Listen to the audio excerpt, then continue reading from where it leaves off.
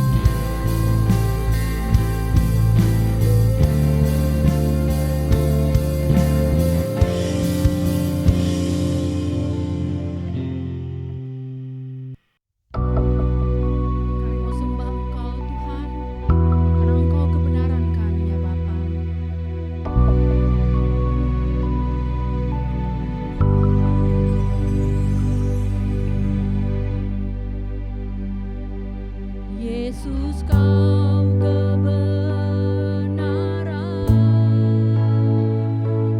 yang menyelamatkanku. Kau memberikanku hidup dan pengharapan.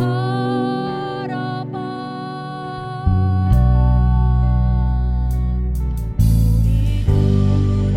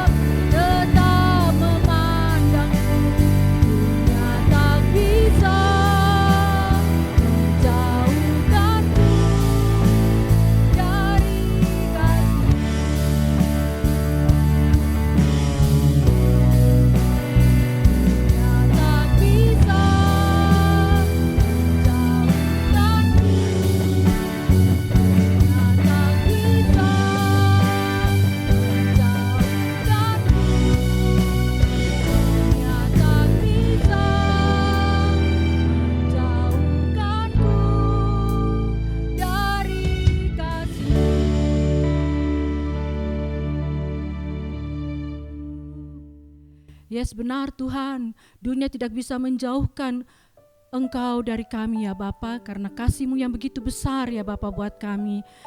Kami percaya ya Bapa, kasih-Mu Engkau nyatakan buat kami pada saat ini ya Bapa. Kami mau deklarasikan kasih-Mu itu ya Bapa kepada setiap orang ya Bapa yang kami temui. Untuk itu ya Bapa, kami minta kuasa Engkau ya Bapa, penyertaan Engkau ya Bapa pada ibadah GBI Arauna Online pada hari ini ya Bapa. Engkau sertai ibadah kami, Engkau urapi Bapa Gembala kami ya Bapa yang akan membawakan firman-Mu ya Bapa. Biarlah firman itu menjadi rema ya Bapa, menjadi daging di dalam hidup kami ya Bapa. Engkau berfirman pada hari ini ya Bapa, biarlah kami siap untuk mendengarkan firman-Mu. Di dalam nama Tuhan Yesus kami sudah berdoa dan mengucap syukur kepada Bapa di surga. Amin. Shalom, selamat pagi jemaat yang dikasihi Tuhan. Kita berjumpa lagi di ibadah pagi ini, sekalipun masih melalui online, melalui multimedia, tapi saya mau katakan Tuhan tidak bisa dibatasi. Minggu lalu ketika istri saya membagikan kebenaran tentang kebapaan dan pemuritan, ada orang bahkan yang baru pertama kali ikut ibadah online ini, dia menemukan jawaban atas pergumulan hidupnya. Saudara, kenapa? Karena Tuhan itu Allah yang hidup. Roh Kudus itu hidup, Roh Kudus itu nyata. Kiranya pagi ini saudara juga mengalami berkat Tuhan melalui ibadah kita. Pagi ini saya akan membagikan kebenaran tentang kehambaan atau servanthood atau servantship, itu bahasa Inggris, untuk membuat kita mudah mengingatnya. Saudara yang dikasihi Tuhan, tadi saya katakan tentang kehambaan, mau atau tidak mau, saudara perhatikan, sebagai makhluk ciptaan, maka kita akan ada di posisi hamba dan juga harus memiliki spirit kehambaan. Cuma persoalannya siapa yang jadi Tuhan kita, itu yang paling penting. Saudara berkata, saya mau hidup sebebas-bebasnya. Saudara, tidak mungkin, kita makhluk ciptaan. Hanya ada dua kemungkinan, Tuhan yang jadi Tuhan atas kita atau bukan Tuhan. Dan kita tahu, Alkitab berkata seluruh dunia ini ada di bawah kuasa si jahat. Kalau saudara menolak kehambaan di dalam Kristus, di dalam Tuhan, maka engkau sedang menyerahkan dirimu kepada kehambaan yang lain. Dan kita tahu saudara, kehambaan kepada pihak yang lain adalah kepada iblis. Saudara berkata, saya tidak menyembah iblis, betul. Tapi ketika engkau tidak memberi dirimu menjadi hamba buat Tuhan yang menciptakanmu, maka engkau sedang memperhambakan dirimu kepada iblis. Oleh karena itu saudara, pagi ini kita akan belajar tentang servanthood, kehambaan. Bahkan dunia sekuler itu mereka mengajarkan servanthood leadership, kepemimpinan yang memiliki hati kehambaan. Saudara, kita perlu punya mentalitas anak raja, betul. Kita bukan pengemis, tapi engkau perlu memiliki karakter seorang hamba. Kita sudah belajar tentang kehambaan di awal bulan. Tuhan berkata, barang siapa melayani aku, dia akan dihormati oleh Bapakku. Tuhan menghormati orang-orang yang memiliki spirit kehambaan. Mari kita buka ayatnya saudara di dalam Filipi pasal yang ke-2 ayat 5 sampai ayat yang ke-7. Filipi pasal 2 ayat yang ke-5 sampai yang ke-7 saudara, bicara tentang kehambaan. Saudara, Tuhan berkata kepada kita bahwa hendaklah kamu dalam hidupmu bersama, dikatakan demikian, menaruh pikiran dan perasaan yang terdapat juga dalam Kristus Yesus. Tuhan berkata kita perlu menaruh pikiran dan perasaan yang terdapat di dalam Kristus Yesus. Apa pikiran dan perasaan yang terdapat dalam Kristus Yesus?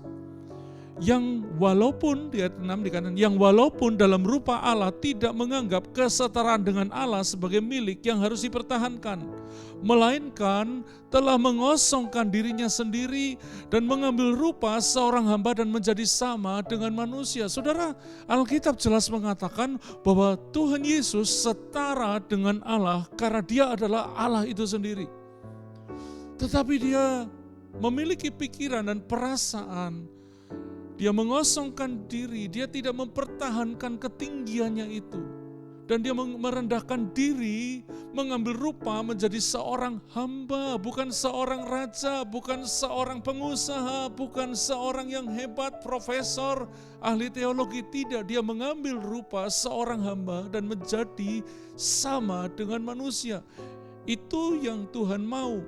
pikiran yang seperti Kristus, tidak mempertahankan reputasinya, dia mengambil rupa menjadi seorang hamba. Itu pikiran dan perasaan yang perlu ditaruh di pikiran kita, saudara. Saudara, apa yang membuat engkau paling senang hari ini? Engkau menjadi kaya, sukses, terkenal? Engkau menjadi orang yang bisa mencapai semuanya? Atau yang membuat engkau senang adalah seperti yang membuat Tuhan senang? Tadi dikatakan pikiran dan perasaan yang terdapat dalam pikiran dan perasaannya Yesus Kristus. Kita udah belajar apa yang menjadi pikirannya Yesus. Dia tidak mempertahankan dirinya. Yang dalam rupa Allah, dia tidak mempertahankan dirinya. Tapi dia mengosongkan diri, mengambil rupa menjadi seorang hamba. Itulah pola yang harus kita ambil sepenuhnya. Saudara, kalau kita belajar tentang hamba, maka di ayat tadi Yesus mengambil rupa seorang hamba, itu dipakai kata doulos. Bukan pelayan, tapi doulos. Apa itu doulos, saudara? Saudara, kalau kita membaca kata hamba di dalam kamus bahasa Indonesia, maka dikatakan hamba itu artinya abdi atau budak belian. Ini mirip dengan bahasa asli di bahasa Yunani, yaitu doulos. Doulos itu artinya budak terikat. Budak terikat, saudara. Doulos itu memakai pakaian khusus, budak. Itu doulos. Pakai pakaian khusus. Bahkan ditato, dikasih tanda bahwa dia budak. Zaman dulu, orang hanya dari bajunya akan tahu bahwa dia itu budak. Itu sebabnya saya dan istri saya dan gereja kami lebih mengemas kesederhanaan, supaya ketika orang melihat kami, mereka hanya melihat hamba. Kami bukan siapa-siapa, kami cuma hamba yang melakukan tugas yang diberi oleh Tuannya. Itu sebabnya saya memilih hidup sederhana. Kenapa saudara, ada banyak orang hari ini tersandung dengan mereka yang aktif di pelayanan, yang ditampilkan seperti panggung mode show, aksesoris yang mewah, baju yang mewah, tampilan yang mewah. Padahal ketika orang melihat Yesus, yang dia lihat adalah hamba, saudara. Itu yang harus kita taruh di dalam pikiran dan perasaan kita, saudara yang dikasih Tuhan. Ya, mengapa menjadi budak? Mengapa ada orang yang bisa menjadi budak, saudara? Mengapa menjadi budak? Kita akan belajar dulu. Tadi dikatakan Yesus mengambil rupa seorang budak. Pertanyaan yang pertama adalah mengapa seseorang menjadi budak? Saudara, kita tidak mengenal kata ini karena ketika zaman sekarang ada perbudakan, maka itu pelanggaran hak asasi manusia, maka itu ada pelanggaran hukum. Saudara. Negara tidak mengizinkan adanya perbudakan. Tetapi kita lagi mau mengambil gambarannya. Zaman dulu, orang yang jatuh miskin, berhutang, dan tidak bisa membayar, maka dia akan jadi budak sampai hutangnya lunas. Bahkan ada yang jadi budak seumur hidup karena hutang yang sangat besar. Dia bekerja tanpa dibayar. Kita ingat kisah seorang janda Nabi yang anaknya mau diambil jadi budak karena dia tidak bisa bayar. Kita masih ingat di Alkitab orang-orang yang jadi budak. Tapi ada orang yang jadi budak bukan karena miskin. Yusuf jadi budak karena dijual sama saudaranya, dikhianati. Ada orang yang mengalami kondisi sulit karena ada perbuatan orang lain. Jadi budak, saudara, ketakutan berlebih juga membawa kita bisa menjadi budak. Nanti saudara bisa lihat di slide-nya. Ada ayat yang saya tulis. Menjadi budak, kenapa? Karena ditawan musuh. Zaman dulu orang yang negaranya diserang, mau rajanya sampai rakyat jelata. Kalau raja penakluknya itu memperlakukan semaunya, maka mereka semua bisa jadi budak. Tidak ada keistimewaan sedikit pun. Mau rajanya pun jadi budak. Mengapa seorang bisa jadi budak? Ada lagi, dia anaknya budak. Zaman dulu budak itu tidak dibayar dan tidak ada batasnya. Sehingga ketika dia menikah, melahirkan anak, anaknya jadi budak. Kalau tuannya mengizinkan budak ini bebas, anaknya belum bebas. Seorang bisa jadi budak karena dia anaknya budak, saudara. Tapi ada satu lagi yang unik. Ketika budak itu dilepaskan oleh tuannya, lalu dia berkata begini, aku mengasihi tuanku, aku sayang sama anak dan istriku, aku mau jadi budak seumur hidup. Dia menyerahkan diri dengan cinta, dia menyerahkan diri dengan sukarela. Maka apa yang dilakukan zaman itu? Maka budak itu akan ditindis telinganya di pintu, tiang pintu rumah, ditindis sampai berdarah sebagai tanda. Nah sekarang orang tindis telinga, apalagi yang laki-laki, tindis telinga lebih kepada aksesoris. Tapi di kitab suci hanya budak yang pakai anting-anting. Itu sebagai tanda perbudakan seumur hidupnya. Dia tidak akan bisa lepas lagi karena dia menyerahkan diri. Nanti mungkin lain kali saya akan membahas tentang bagian ini. Nah saudara, tadi dikatakan mengapa jadi budak. Karena ada keterikatan dari pihak lain yang mengikat kita yang lebih kuat, yang lebih punya kuasa karena kita punya hutang. Tahukah saudara dikasih Tuhan? Ada satu ayat di dalam Roma pasal 6 ayat 18 dikatakan, kamu telah dimerdekakan dari dosa dan menjadi hamba kebenaran. Saudara, untuk kita menjadi hamba Tuhan, untuk kita ada di bawah kekuasaannya Tuhan sebagai hamba, ada harga yang harus dibayar. Surga membayar itu dengan darahnya supaya engkau dilepaskan dari perbudakan dosa dan engkau menjadi hamba kebenaran. Untuk itu saudara, mari jangan hanya melihat kata hamba, tapi seberapa harga yang harus dibayar untuk menebus hidupmu. Seorang budak, dia tidak punya hak, tapi ketika ada Tuhan yang lebih besar dari Tuhan yang satunya, atau Tuhan yang lama mau menjual budaknya dan Tuhan yang baru ini mampu membeli seberapa pun harganya, maka ketika Tuhan yang baru itu membayar, maka Tuhan yang lama itu sudah tidak punya hak dan hamba ini menjadi hamba dari Tuhan yang baru. Siapa Tuhan yang baru itu? Tuhan Yesus, saudara. Kita semua adalah hamba kebenaran. Kita semua adalah gambaran. Diperlukan kemerdekaan. Tadi di awal saya sudah berkata bahwa hanya ada dua macam perhambaan. Satu perhambaan kepada iblis karena kita di bawah kuasa dosa. Satunya perhambaan di bawah kepemerintahan Tuhan yang menjadi Tuhan atas hidup kita. Tapi untuk engkau menjadi hamba Tuhan, menjadi dulosnya Tuhan, menjadi budaknya Tuhan, maka ada harga yang harus dibayar oleh surga untuk membeli saudara dan saya. Oleh karena itu saudara, pastikan engkau menghargai keistimewaan menjadi hamba Tuhan. Kita menjadi dulosnya Tuhan. Saudara, tadi dikatakan diperlukan kemerdekaan.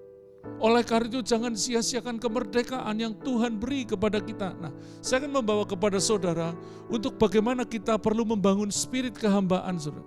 Kita membangun spirit kehambaan. Mari kita baca ayatnya di Lukas.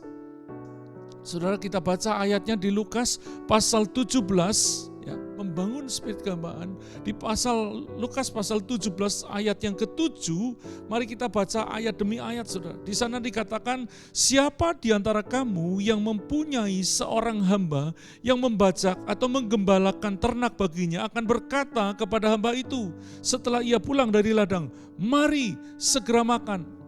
Saudara yang dikasihi Tuhan, ini cerita tentang hamba yang cukup menarik. Di Lukas pasal 17, bagaimana kita perlu membangun spirit kehambaan. Tadi kita menemukan, bukankah sebaliknya ia akan berkata kepada hamba itu, sediakan makananku. Kita lanjutkan pembacanya. Ikatlah pinggangmu dan layanilah aku sampai selesai aku makan dan minum. Dan sesudah itu engkau boleh makan dan minum. Adakah ia berterima kasih kepada hamba itu karena hamba itu telah melakukan apa yang telah ditugaskan kepadanya, saudara? Dikatakan selanjutnya, demikianlah jugalah kamu. Apabila kamu telah melakukan segala sesuatu yang ditugaskan kepadamu, hendaklah kamu berkata, kami adalah hamba-hamba yang tidak berguna. Kami hanya melakukan apa yang kami harus lakukan. Saudara, sebelum kita membahas tentang prinsip tadi, saudara, apa yang menjadi pekerjaan hamba di ayat ini? Dikatakan bahwa dia bekerja di ladang dan kemudian melayani tuannya makan. Dua hal ini, kerja di ladang, pulang ke rumah, melayani tuannya makan. Dimanapun ada, dia harus melayani. Melayani ladang itu melayani pekerjaan tuannya, apa yang tuannya punya. Tapi ada yang lebih lagi, melayani tuannya makan. Kalau kita mau melayani tuannya makan, maka kita harus tahu apa yang menjadi kesukaannya Tuhan kita. Saudara, 2 minggu lalu saya sudah sharing, pelayan itu adalah pelayan meja. Berdiri di dekat meja hidangan orang yang makan. Saudara, engkau perlu tahu apa selera Tuhanmu. jangan kau memberi makan yang Tuanmu tidak suka. Mungkin buat saudara dan saya, oh Tuanku suka pasti. Dan ternyata dia muak. Saudara, mari sebagai orang yang mau melayani Tuhan, miliki spirit kehambaan. Tadi dikatakan hamba yang melayani tuannya makan. Mari kita bahas ayat tadi satu persatu. Di ayat 7 tadi dikatakan, siapa di antara kamu yang mempunyai seorang hamba yang membajak atau menggembalakan ternak baginya, ia akan berkata kepada hamba itu setelah ia pulang dari ladang, mari segera makan. Saudara perhatikan, hamba sudah kerja keras, pulang ke rumah tuannya, rumah majikannya. Tuannya tidak akan, makan dulu kasihan kamu. Enggak, tuannya akan berkata, layani aku dulu, baru kamu makan. Hamba yang pertama harus siap lapar. Paling sederhana waktu kita makan bareng-bareng, entah di gereja atau di rumah. Apakah kita jadi orang yang pertama paling cepat untuk mengambil makanan itu? Atau kita rela, biar papa mamaku dulu, anakku dulu, suamiku dulu, istriku dulu, diambilkan piringnya. Itu namanya hamba. Satu, harus siap lapar. Saudara, mereka yang tidak punya hati hamba akan memilih untuk menikmati terlebih dahulu dibanding yang lain. Yang enggak punya hamba akan memiliki semangat untuk menikmati terlebih dahulu dibanding orang yang lain. Dia tidak peduli yang lainnya kebagian atau enggak, yang penting saya kenyang. Itu bukan hamba, saudara. Kalau engkau hamba, engkau harus siap lapar. Lapar secara fisik, bisa. Lapar secara rohani. Bisakah ketika satu kali nanti gereja kita penuh dengan jemaat, karena penuh dengan lawatan, dan ada orang yang tidak punya tempat duduk, bisakah kita berkata, oke, saya duduk di lantai, kamu duduk di sini ya, kepada jiwa baru supaya jiwa itu punya tempat. Atau begini, saya udah rapi-rapi nih, cantik-cantik, gagah-gagah, masa saya harus duduk di tempat lain? Ini tempat terhormat. Kalau engkau hamba, engkau akan siap lapar, memberi kebutuhan kepada orang lain. Yang kedua, kita lihat ayat selanjutnya tadi, hamba yang pertama harus siap lapar. Yang kedua, tetap harus siap melayani tuannya sekalipun lelah. Tadi dikatakan, bukankah sebaliknya di ayat 8, ia akan berkata kepada hamba itu, sediakanlah makanan bagiku, ikatlah pinggangmu dan layanilah aku sampai selesai aku makan dan minum. Dan sesudah itu baru boleh engkau makan. Saudara, perhatikan, hamba kerja di ladang itu seharian capeknya luar biasa. Pulang ke rumah, dia harus sediakan makanan tuannya. Saudara, siapkah engkau capai, lelah di pelayanan mimbar, di pelayanan di balik mimbar, atau engkau melayani siapapun? Karena ada seorang hamba Tuhan berkata, hidup ini adalah tugas dari Tuhan. Kalau engkau menyadari ini, saudara, nilai dari poin yang kedua, harus siap melayani tuannya sekalipun sedang lelah.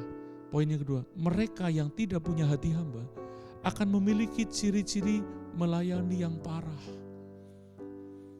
Lelah akan jadi alasan untuk berhenti. Jenuh akan jadi alasan untuk tidak melakukan lagi yang terbaik.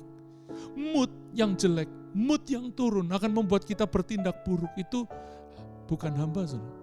Karena hamba harus siap melayani sebaik mungkin sekalipun sedang lelah. Saya ingat istri saya ketika dia pendarahan hebat di malam terakhir kami perjalanan menuju Indonesia dari Israel. Itu kira-kira 26 jam perjalanan pulang. Dan Tuhan menolong dengan ajaib, pendarahan hebat dari jam 6 sore sampai jam 2 pagi. Dan berhenti tidak tahu karena habis atau karena mujizat. Tapi yang jelas jam 2 pagi istri saya kakinya udah dingin, suara sudah hampir gak ada. Dan malam itu saya sampai jam 4 pagi bergumul dengan Tuhan. Bergumul dengan maut. Karena istri saya hampir kehilangan kesadaran. Dan Tuhan menolong. Jam 4 pagi badannya mulai menghangat. Dan jam 6 pagi kami sudah bangun untuk mandi, persiapan makan, dan seperti tidak terjadi apa-apa. Lalu dalam perjalanan 26 jam, orang lain jet lag, istri saya paginya. Kami jam 1 pagi, minggu pagi jam 1 pagi baru bisa sampai di rumah, jam 2 pagi tidur, jam 7 pagi bangun persiapan. Saya tanya, kamu mau ikut ke gereja? Saya ikut, habis pendarahan. Hari itu ibadah kami masih 2 kali. Sorenya dia ikut lagi. Kenapa? Itu hamba. Hamba itu gak peduli nyawanya udah hampir hilang. Tetap melayani Tuhannya. Yang ketiga, tadi dikatakan yang pertama harus siap lapar. Yang kedua tetap harus siap melayani di tengah dia sedang lelah. Itu hamba. Yang ketiga, tidak bisa menuntut jasa. Tidak bisa menuntut jasa. Tadi dikatakan, apakah ia akan berterima kasih kepada hamba itu karena hamba itu telah melakukan apa yang ditugaskan kepadanya? Apakah Tuhan yang sudah dilayani budaknya setelah budaknya pulang dari tempat ladangnya, sudah capek-capek masih melayani tuannya sebagai, apakah tuannya akan memuji? Tidak. Saudara, kalau engkau memiliki spirit kehambaan, waktu orang tidak memuji karyamu, aduh kurang angkat nih hari ini, aduh kenapa Dep kameranya jelek banget, atau mungkin kepada aduh yang main musik gak asik, lalu kemudian kau tersinggung, saya tidak dianggap, padahal saya sudah capek. Kalau engkau hamba, engkau siap tidak menerima jasa apapun, karena engkau cuma hamba. Mereka yang tidak memiliki hati hamba, saudara, akan memiliki sikap untuk selalu mencari pujian. Saya memberi singkatan mau dibilang, sindrom mau dibilang, ya. Sindrom MDB, mau dibilang, mau dianggap. Saudara, ketika saya merasa ada hati tertekan, kenapa di pelayanan kok saya seperti begini? Saya ingat ayat ini, saya cuma hamba, saudara. Yang keempat, harus melakukan tugas sampai tuntas. Tadi dikatakan ayat 9b, hamba itu telah melakukan apa yang ditugaskan kepadanya. Harus tuntas melakukan yang ditugaskan kepadanya. Melakukan yang ditugaskan kepadanya. Hamba itu harus melakukan tugas sampai tuntas. Mereka tidak memiliki hati hamba akan mengerjakan tugas pelayanan setengah-setengah, asal-asalan sambil menggerutu. Tidak tuntas. Kalau misalnya bikin warna renungan, ya yang penting jadi. Saudara tahu, saya pribadi sudah 12 tahun lebih menulis renungan harian. 365 hari kali 12 tahun. Dan saya mencoba melakukan menyajikan yang terbaik. Kadang-kadang bisa di depan komputer tidak berdaya. Hanya berdoa, Roh Kudus tuntun aku supaya aku bisa memberi makan domba-dombanya Yesus. Lakukan sampai tuntas, bahkan ketika 2 bulan ini saya mengalami pusing kepala, vertigo. Ketika kerja jadi melambat, saya sampai minta maaf kepada bagian multimedia, saya minta maaf saya telat. Kenapa? Melambat separuhnya lebih kecepatannya. Tapi saya mencoba tetap mengerjakannya. Sampai saya ngomong kalau ada yang salah tulisan saya tolong dikoreksi. Itu hamba sudah tidak menuntut jasa. Terus melakukan sampai tuntas, yang keempat tadi yang saya bahas. Melakukan sampai tuntas. Selanjutnya yang kelima, harus rendah hati. Orang memiliki spirit kehambaan, rendah hati. Untuk bisa merendahkan diri, gak perlu ketinggian. Yesus merendahkan diri karena dia punya ketinggian yang sangat tinggi dan dia mengambil rupa seorang hamba. Lah kalau saya cuma hamba, mau mengambil rupa apa? Jadi kecoa, saudara, kan tidak mungkin. Kecoa gak bisa melayani. Merendahkan diri, untuk merendahkan diri, untuk menjadi orang yang rendah hati, perlu ketinggian. Jadi orang rendah hati, itu bukan rendah. Dia orang yang tinggi. Tapi seperti Yesus secara sadar, mengambil rupa seorang hamba. Ini yang terus saya hidupi, sekalipun banyak kelemahan, tantangan. Kadang-kadang rasa terganggu, saya kan penggembala, saya kan pendeta, mana rasa hormatmu? Tapi seringkali firman ini menghantam. Saudara, tadi tentang spirit kehambaan. Yang pertama kita harus siap lapar, yang kedua kita harus tetap siap melayani tuannya sekalipun lelah. Yang ketiga tidak menuntut jasa. Yang keempat tadi harus melakukan tugas sampai tuntas. Yang kelima rendah hati. Itu harus semua, wajib hukumnya. Tapi saya mau bawa saudara sebagai penutup. Ada hamba yang tidak mau menjadi hamba. Tadi saya sudah katakan, engkau makhluk dan saya makhluk ciptaan. Tidak ada pilihan, kita semua ini hamba. Tinggal tergantung siapa Tuhannya. Kalau engkau berkata engkau hamba Tuhan, saya mau bawa ke ayat ini. Kalau engkau berkata saya memilih ada di bawah kekuasaannya Tuhan dibanding kekuasaannya iblis. Oke, saya bawa di ayat penutup. Lukas pasal 12 dikatakan, Akan tetapi jikalau hamba itu jahat dan berkata di dalam hatinya, Tuanku tidak datang-datang, lalu ia mulai memukul hamba-hamba laki-laki dan hamba-hamba perempuan dan makan minum dan mabuk. Ini kisah tentang hamba-hamba yang ditinggalkan oleh tuannya untuk sesaat dan kemudian tuannya akan kembali lagi. Dikatakan ada hamba yang memukul, yang jahat dan berkata di dalam hatinya. Saudara, kalau engkau suka gosip, ngomong di belakang orang lain, ngomong jelekin orang lain, engkau berniat licik, engkau coba menghancurkan orang lain atau engkau mengambil rezekinya orang lain, engkau bukan hamba yang baik. Karena dalam hatimu tadi dikatakan hamba ini jahat, dia berkata di dalam hati. Ternyata jahat itu berawal dari hati, saudara. Saya akan tutup di bagian ini dengan cepat. Tuanku tidak datang, lalu ia mulai memukul hamba laki-laki dan hamba-hamba perempuan dan makan, minum, dan mabuk. Ini ada pengertian rohaninya semua, saudara. Kalau engkau nyakiti temanmu, engkau nyakiti suamimu, nyakiti istrimu dengan niat, dan engkau licik kepada orang lain, engkau mencoba memakan usahanya orang lain, maka engkau bukan hamba yang baik, engkau hamba yang jahat. Engkau hanya makan, minum, dan mabuk, engkau mukuli orang lain. Satu kali engkau akan bertanggung jawab. Di kanan 46, maka Tuhan hamba itu akan datang pada hari yang tidak disangkakannya dan pada saat yang tidak diketahuinya dan akan membunuh dia dan membuat dia senasib dengan orang-orang yang tidak setia. Hamba yang suka mukuli orang lain, hamba yang suka licik kepada sesamanya, maka dia nasibnya sama dengan orang yang tidak setia, akan mati. Tidak heran orang yang hatinya jahat, enggak ada sukacitanya. Berkatnya pun enggak ada. Mulai bagus sedikit, habis lagi, saudara. Mulai bagus sedikit, kena masalah. Dan dikatakan 47, Lukas pasal 12 dan 47, adapun hamba yang tahu akan kehendak tuannya tetapi yang tidak mau mengadakan persiapan atau tidak melakukan apa yang dikehendaki tuannya, ia akan menerima banyak pukulan. Satu, mati karena jahat. Yang kedua tadi dikatakan tipe hamba yang tidak mau jadi hamba, tahu kehendak tuannya. Tahu. Saudara pasti tahu apa yang saudara harus lakukan. Mau berhubungan dengan keuangan, berhubungan dengan pernikahan, berhubungan dengan pekerjaan, bahkan berhubungan dengan mimbar ini. Engkau tahu apa yang harus kau lakukan. Engkau tahu bahwa engkau punya panggilan untuk melayani mimbar. Engkau tahu bahwa engkau punya panggilan. Tetapi dikatakan tidak mengadakan persiapan dan tidak melakukan apa yang dikehendaki tuannya. Saudara, dosa itu bukan hanya engkau melakukan perzinahan, percabulan.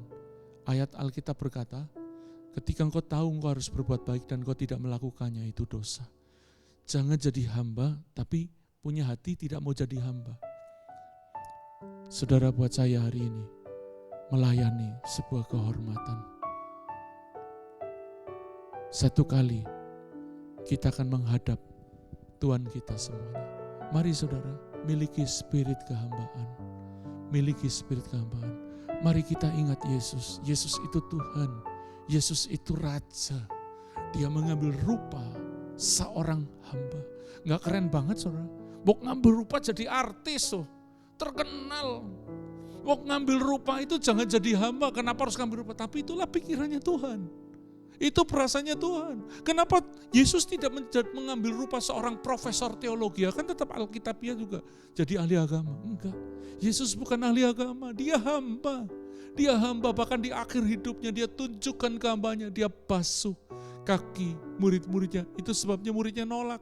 Menolak bukan nolak dibasuh Yesus. Mereka menolak untuk jadi hamba. Tapi Yesus berkata, kalau engkau tidak mau dibasuh kakimu hari ini, engkau tidak akan mendapat bagian dalam kerajaan. Kalau engkau tidak mau jadi hamba seperti aku jadi hamba, engkau tidak akan bisa masuk. Saudara, hanya orang yang memiliki hati hamba yang bisa masuk dan menikmati apa yang tersedia di rumah tuannya. Saya percaya Tuhan akan menolong kita pagi ini.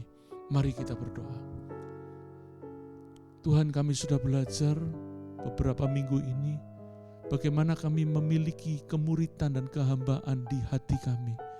Tolong kami Tuhan, supaya kami tidak menolak kebenaran ini, Karena ini adalah kebenaran yang murni, kebenaran yang mulia, yang Tuhan tawarkan, Tuhan sodorkan, Tuhan berikan kepada kami, bahwa kami menjadi murid-Mu dan kami menjadi hamba-Mu, hamba yang dibebaskan, yang dibayar dengan sangat mahal. Terima kasih buat kehormatan untuk melayani-Mu. Kami mau membangun hati hamba, kami mau membangun spirit keanakan, kami mau membangun hati kemuritan, sehingga kami mudah dibentuk dan melaluinya kami memiliki hati yang siap melayani. Kalau ada di antara para pendengar dan jemaat yang perlu jamahan Tuhan di sisi kehambaan dan kemuritan, mari pagi ini Engkau jamah Tuhan. Engkau jamah, Engkau sadarkan kami supaya kami tidak mengeraskan kebenaran yang kami dengar, mengeraskan hati kami terhadap kebenaran-Mu, tapi kami melembutkan hati, kami mengubah pikiran, biar kami menaruh pikiran dan perasaan yang terdapat di dalam Kristus Yesus, yaitu pikiran menjadi hamba-Mu.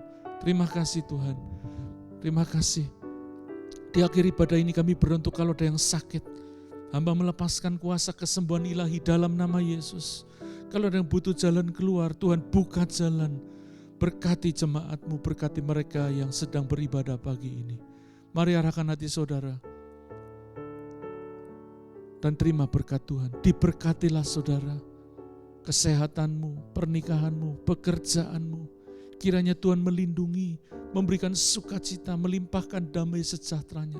Dan kiranya Roh Kudus senantiasa menuntun hidupmu, menyegarkan, menuntun ke arah yang benar, ke jalan yang benar. Di dalam nama Tuhan Yesus, berkat Allah tercurah buat hidup saudara. Mari yang percaya katakan, amin. Tuhan memberkati.